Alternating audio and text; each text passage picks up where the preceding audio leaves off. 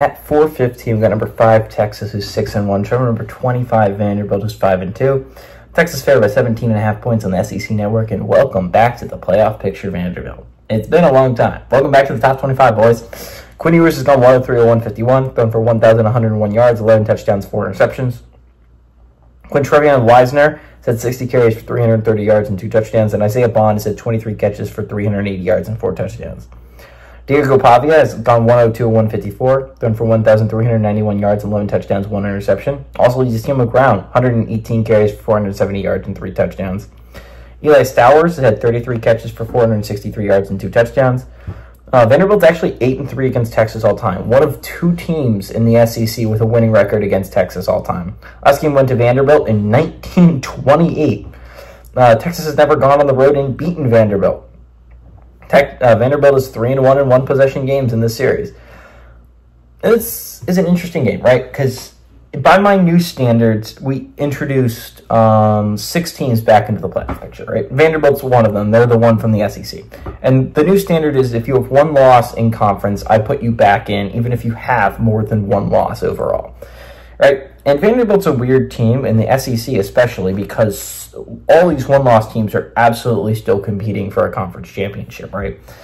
Because only one team in the SEC can technically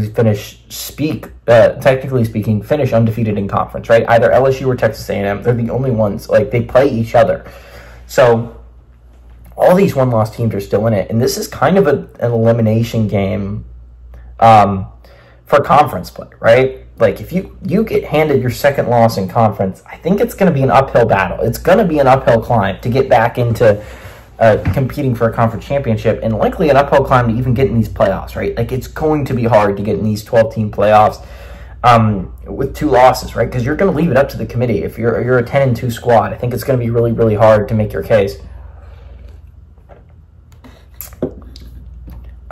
Texas was the number 1 team in the nation. I still think this is the best team in the entire nation. I'd love for a close game here. I would kill for a Vanderbilt upset. It's just not going to happen. Guys, I hate to break it to you. I mean, Texas, I still think is the best team in the nation. I still think this is the team that, when it's all said and done, is going to win the national championship. That being said, they had a rough outing against Georgia last week, but I've said this so many times. Good teams don't lose twice in a row. They just don't do it. And the Longhorns are a good team. They find a way to bounce back. And I think Texas is going to find a way to bounce back. I think this is a solid enough football. I think this is a really good football team. I think Vanderbilt's a solid football team. And I just wish they didn't have this insane schedule. But you kind of shot yourself in the foot when you lost to Georgia State, dude. You shouldn't have lost to Georgia State. You shouldn't have lost to Missouri. And you'd be fine. I think both those losses are going to end up coming and kicking you in the butt, especially the Missouri one's got to hurt.